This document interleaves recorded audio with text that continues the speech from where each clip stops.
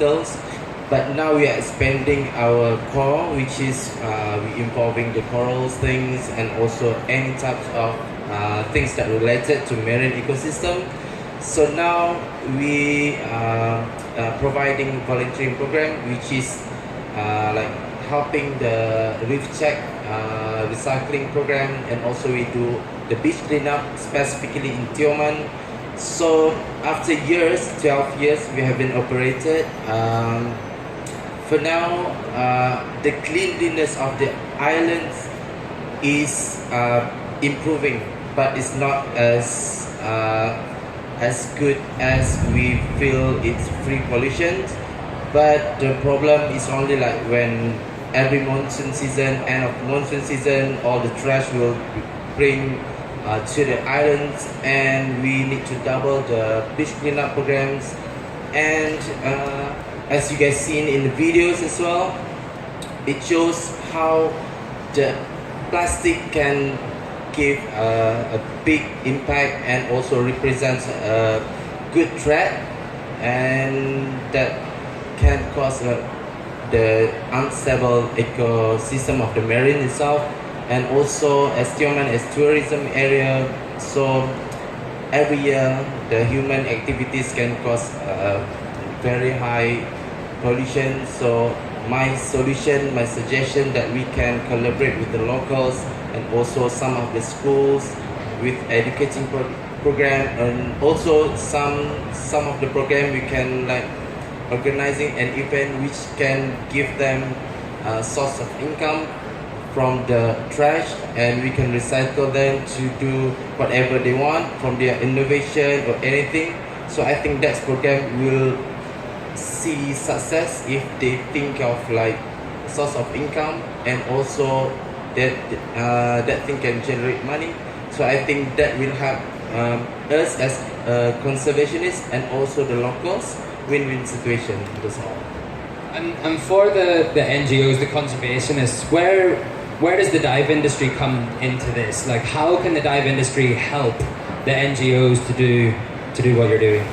Okay, in terms of collaborating with the dive institution, I think we also do collaborating with the local dive center and also some of the Malaysian dive center, which we asking for their help to do the reef clean out, and also some of them like some of our staff like will be sent to dive center around the Malaysia, and they can like learn how the system they are practicing at the other places that can we bring to the Tioman Island.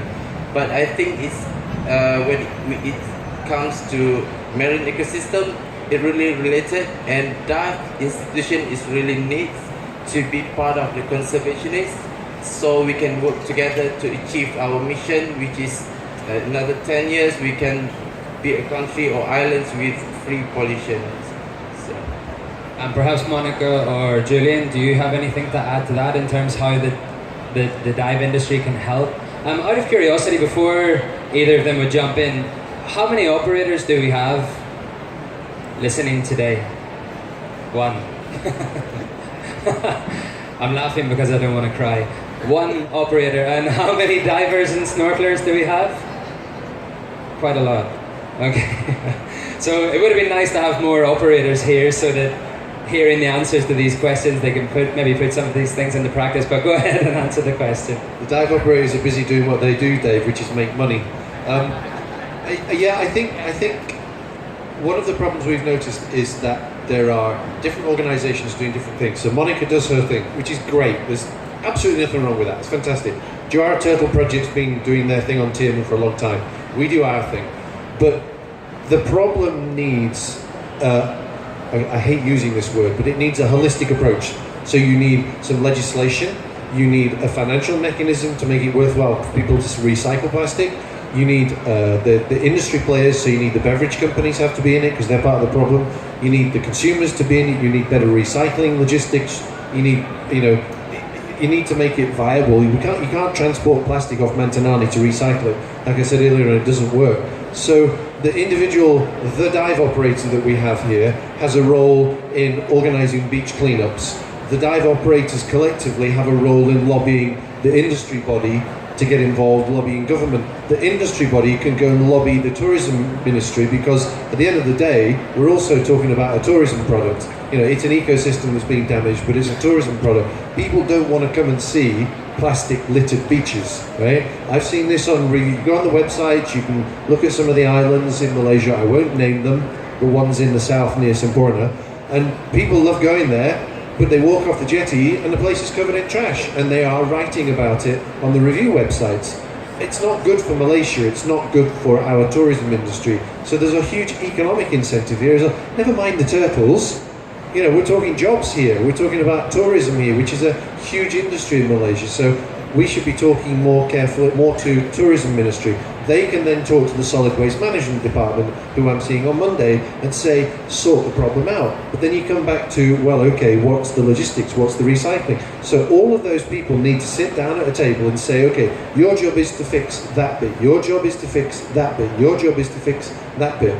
But it's not going to happen until we get more of a collective, collaborative effort, I feel.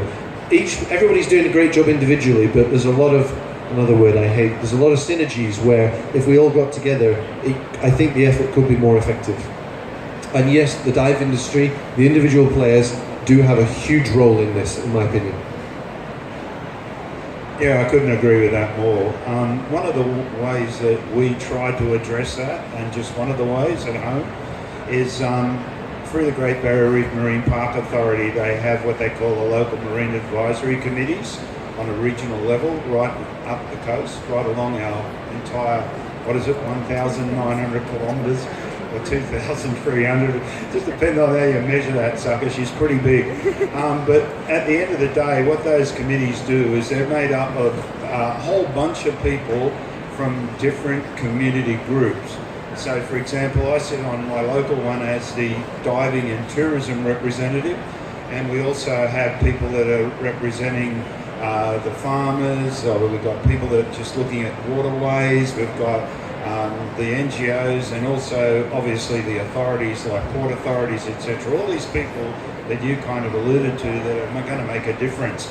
And those monthly meetings, we make recommendations to the Great Barrier Reef Marine Park Authority on just how we can improve our little bit, if you like, to make sure we minimise runoff, that we're not doing things on the boats that are stupid, like using the wrong suntan cream, or expelling waste into the water, or washing up the wrong way and putting it overboard. All sorts of little things like that. So I think there is hope, and I think the community that can do the most is the actual divers, because again, we're the ones that see what's happening down there like no others.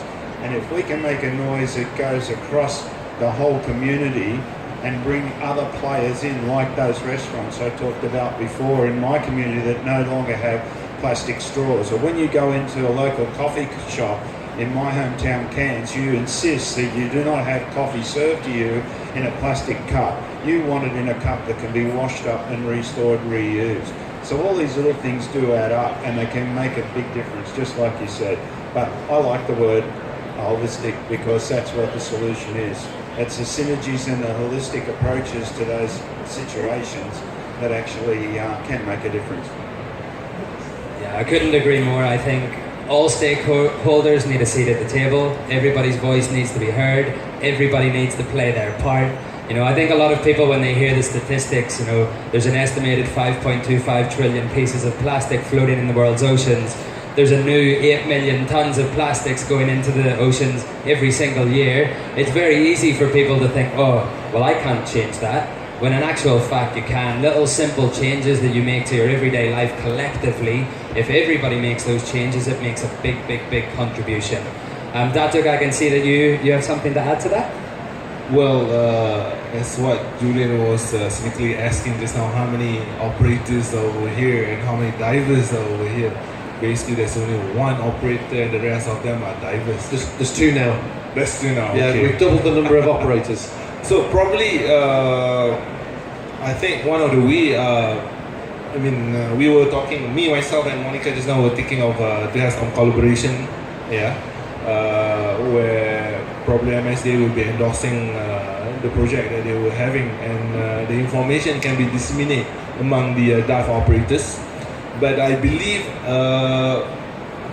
the divers itself can play a big role where they can choose to the dive operators that promotes conservation, because the power of the end users or the divers are very strong, I would say so.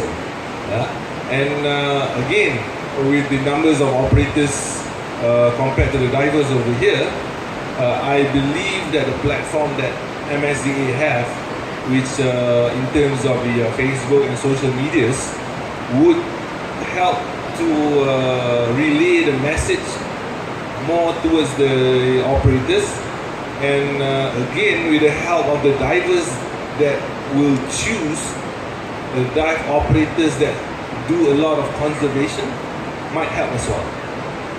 That's what I believe. Thank you. Yeah, I think that sounds fantastic. Out of curiosity, Neil, I mean, is this a role of PADI as well? So in terms of promoting dive centres that are doing conservation initiatives? Yeah, it's something that we definitely look to do, like dive centres that are more ecologically friendly to the environment, such as yourselves from the Junkie, who do excellent work. We do look to try and support these and their initiatives that they have by providing them PADI support as much as we can. Maybe that's giving out products as such, or actually people from PADI such as myself coming out and helping out with these cleans so we can get them on our channels to get their word spread out with social media. Because that really is the biggest tool we have these days, is the social media. Everyone's on Facebook, everyone's on Instagram. We had a video quite recently from the Bali, one of the manta points, with a lot of the plastic. Obviously that has a very massive negative effect on that local industry. That's definitely not something we want to see in Malaysia. But if we don't make a change ourselves, from myself, every single person here, that's what's going to end up happening. We all need to make a small change. From PADI's point of view, yes, I mean, we're trying to make changes ourselves with our sort of systems, for our supply chains. We're looking to try to exclude any order single-use plastic, but go as much eco as we can. But it means everybody has to do their part, as we all said. It's small parts, small changes can help make a big difference. Okay, thank you. We're actually moving into the last 15 minutes of the forum. So before I open it up, because it would be quite nice to hear the floor's sort of feelings on this as well. Maybe you have some input that you have. Just as a quick summary, if we pass the mic to each of our panelists, could you guys, you know, nearly everybody here is a diver or a snorkeler. What can these guys do to make their contribution? So each of the panelists. So what would your just quick summary of the things that these guys can do? My quick advice would just be, think of 3 things that you can change. No straws, no stirrers, so there's no plastic bags. Just make 3 changes. Pick 3 things and stick to it. I think Dr. Fazlin mentioned it just now. Support the dive centres that are doing the right thing. The most important thing you can do is put your money into the operators who are looking after the marine environment. That's about the best thing you can do. So find a Greenfins operator, find somebody who's doing Project Aware, whatever the program is, find one of those guys and support them. I also think that as divers we need to actually lead by example, and so that doesn't just mean in our environment of diving. It means that when we go out there into the local community, we ask questions of other community members. So if you see someone throw a cigarette butt on the street, maybe it's time for us to start saying, do you know what happens to that? 10 years from now it might be gone.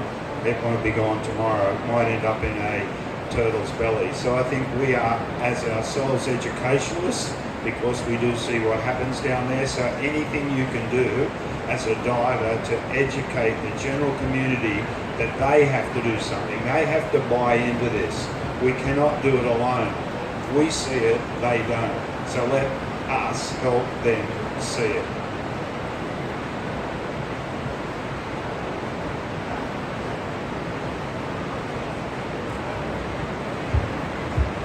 Okay, as a diver, snooker, first you have to, we can't change the problem now. I mean, millions of plastic floating in the ocean now, so we can't change it, but we will solve it together. So as a diver, I stopped using all the plastic bottle. I allergic with plastic, you know, so be an example before you talk to someone. Inspire your action.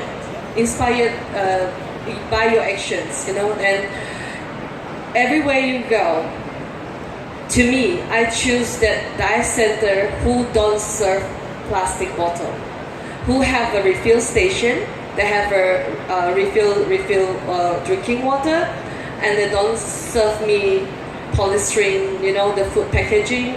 I don't support that kind of dive center. I'm sorry. Yeah, we have to choose. We have to make a change. As long as there is a chance for you to, you know, to create a plastic bottle, create a trash, so the problem will never solve. So as a diver, choose the right one and go out and talk to people and let your action inspire more people out there. Yeah. Okay, from my side, to be a good diver, my advice is you have to create a very good relationship between you and also the environment. If you care about the environment, automatically you will care about the pollution, and you by yourself will take all the rubbish, the plastic, and one constituent, if they combine, they can create a very great community that concern more about the pollution, and it can be settled and free pollution maybe like less than 10 years, maybe 5 years, because the statistic of the divers itself is increasing. If all the divers around the world combining, gathering to do all these kind of efforts to collect all the plastic and trashes all over the world, so we have no problem about the pollution anymore. Yeah. Well, I believe most of it have been have been covered with all of the most of the panelists today. The only thing that I would like to say to close this whole thing, I think David was mentioning about seafood that been discovered as some microplastics. Yeah. Another thing, from the latest research, even salt that you are all using for cooking, they have some microplastics inside it as well. So think about it. You know, a small thing might change a lot of things. Yeah.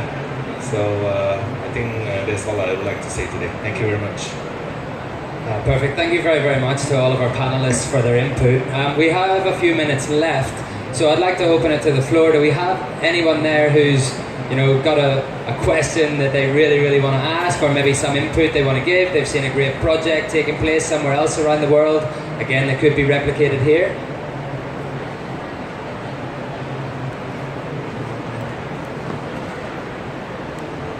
Thanks, David. Thanks, panelists. This has been a yeah, my name is Matt McCarthy. Again, thanks, David, and thanks to the panelists for the great discussion. I've definitely been in dive shops that have had plastic that they serve, and have asked them, you know, is there any, am I coming through? Is there anything you could do about this? You know, could you replace it? So maybe a question to, the response often has been, well, we don't know where to get the alternatives. I mean, there are easy alternatives, sure, plastic or paper straws, paper packaging, things like this, but their focus is on getting divers in the water and having divers have a good, safe experience in the water. Is there any support that organizations like Greenfins or like PADI can provide to the operators of, you know, here's a supplier that you can turn to that is going to be able to give you sort of a turnkey solution to your plastic product, you know, your plastic problem in your dive site? From the PADI point of view, if we have our members or our dive centres come up with questions as such, we can advise them which operators and which supply chain to use to try and minimise their plastic. Obviously, we're supplying ourselves the materials. We're trying to use the best practices for our side of supply chain.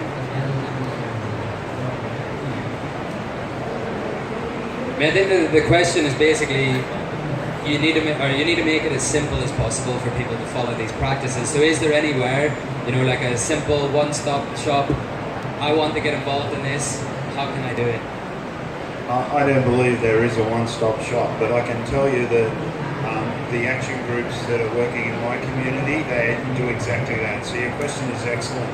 What they do is, the dive shop operator has got so many things on their plate every single day, they sometimes don't get a chance to bring this to the forefront. So what our local community has done is they have sourced where you get your cardboard straws from, where you get your biodegradable whatevers, and even now we're starting to see in Australian shopping centres where you can get plastic bags that when they do disintegrate, well actually not plastic, they're vegetable matter, and they don't produce a little micro ball. So there's more of this information being put out there these days.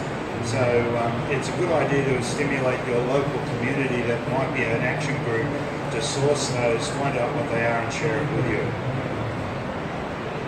Yeah, it's a really good question, and I'm just making a note to put something together on the Greenfins website, because that will be one place to go. Yeah, there is lots of information, but it's going to be dispersed. We've got, on our Recheck website, we've got half a dozen people who provide recyclable stuff, but it's not an easy list to find. Like, where'd you get environmentally friendly sunscreen? Yeah, it's a good question, so I'll work on it. I don't know about anybody else, but I'll work on it. Thank you very much for the question. Do we have any other questions or comments? So please just introduce yourself before you ask the question. Hello, my name is Kelly Klimek. I was just wondering, I think one of the most important points potentially is to make clear to people that making money and being a responsible ocean steward, they're the same side, they go together, it's not one or the other. So I'm wondering if there's any initiatives or research out there just proving that point, that you can make money by being a responsible dive operator, for example. Do you, as Scuba Junkie, do you meet up with other dive operators who maybe aren't as involved in ocean stewardship and teach them or show them what you're doing and how it can be successful? Speaking from Scuba Junkie's perspective, we're always trying to reach out and network and work with others. And lead by example. We don't have the answer for everything. And like I was saying before, there's no point in trying to recreate the wheel. So trying to meet other people who are engaged in these activities, learn from what they've done and implement them in your own resort, then you can move forward.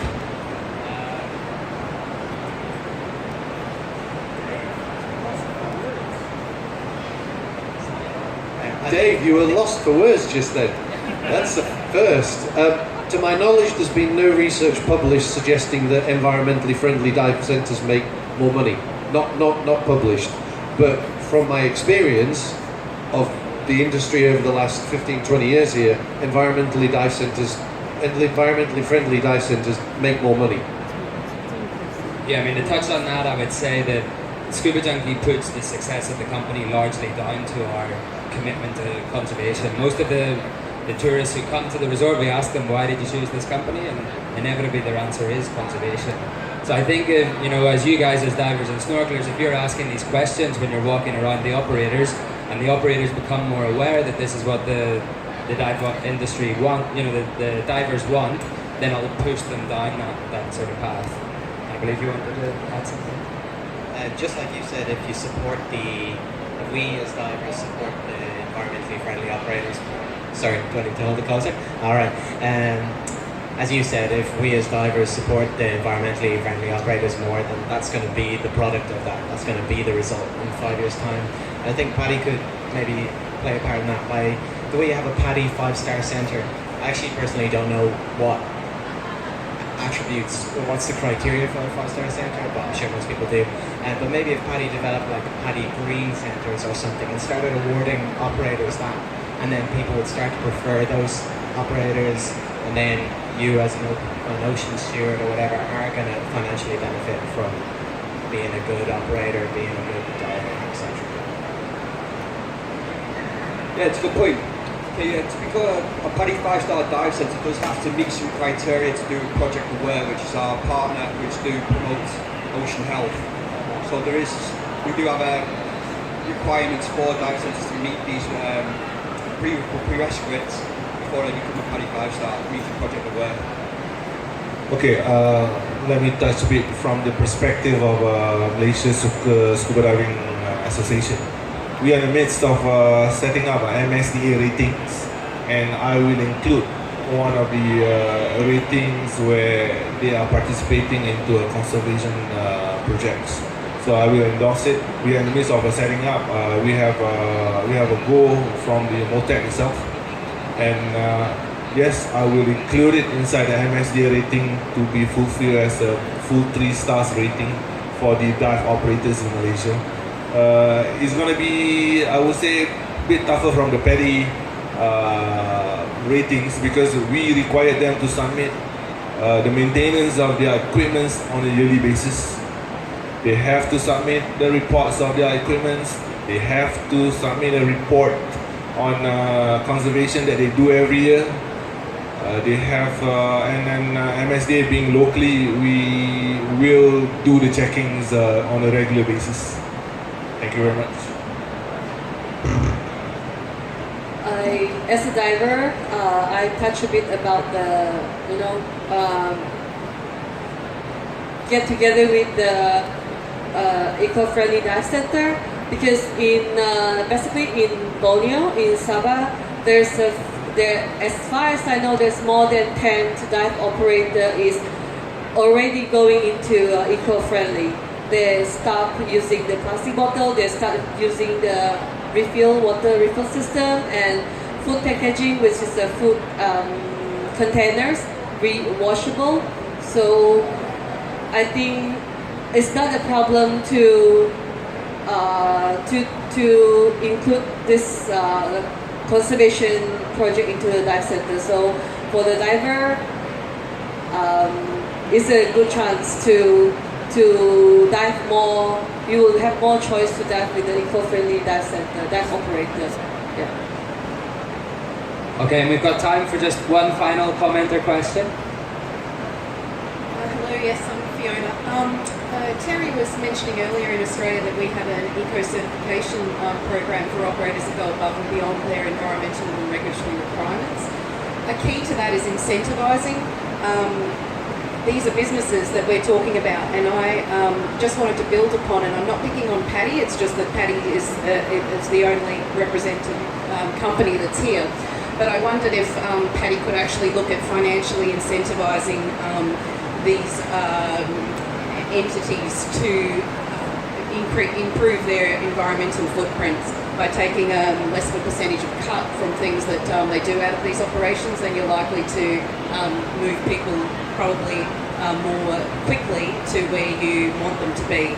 I think if anybody has something to lose in the diving industry, it's probably these organisations more than even the divers themselves.